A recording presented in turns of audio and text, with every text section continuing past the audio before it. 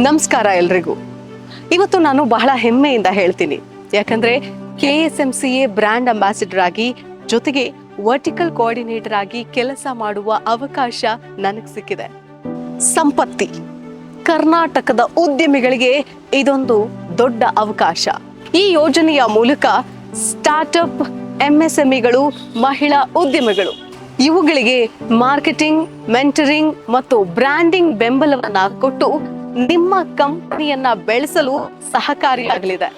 ಇದರ ಜೊತೆಗೆ ಮುಂದಿನ ದಿನಗಳಲ್ಲಿ ಪ್ರಾರಂಭ ಆಗುವ KSMCA ಭವನ ನಿಮ್ಮ ಉತ್ಪನ್ನಗಳನ್ನ ರಾಜ್ಯ ಮಟ್ಟದಲ್ಲಿ ಪ್ರದರ್ಶಿಸುವ ವೇದಿಕೆಯಾಗಲಿದೆ.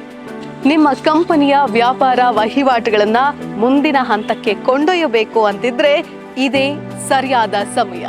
ಹಿಂದೆ ಭಾಗವಹಿಸಿ. ನಮಸ್ಕಾರ.